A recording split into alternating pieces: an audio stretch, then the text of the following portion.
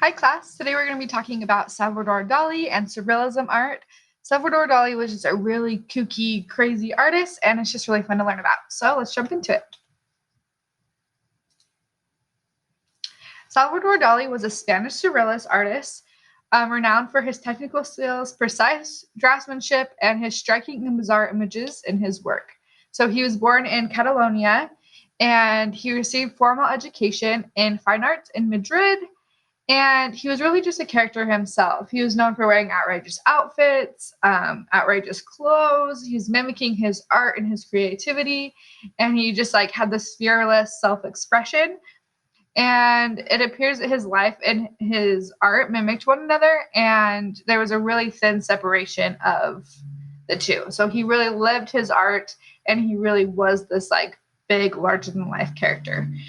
So first he worked with styles of Impressionism and Futurism and Cubism. And then with all that experimentation, he really found his style and really started doing Surrealism work in 1929.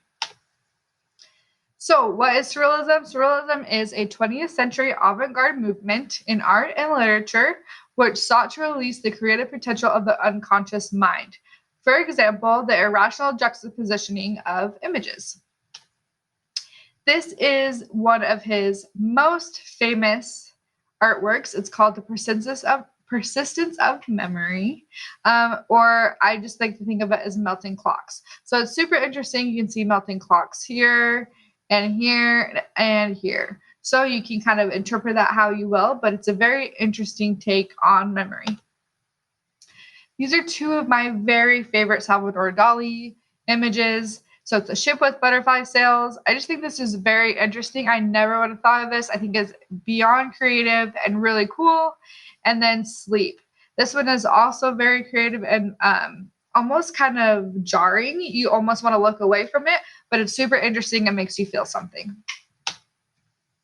Let's talk about some vocab. Surrealism. So that's the dreamlike or nightmare-like themed artwork. The foreground, middle ground, and the background. This is something that you're going to need to know through all of your artwork and all of your art education. So it's exactly how it sounds. Your foreground is the front, okay? It's the artwork that is closest to the viewer. So that would be here. That'd be probably this first tree here. Your very front is your foreground. Your middle ground is the middle area.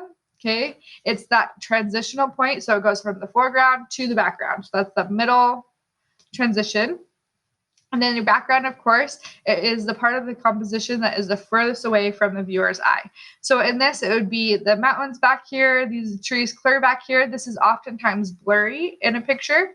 So just keep that in mind as you're looking at Salvador Dali's work and as you're looking at other artworks and as you're creating your own artwork.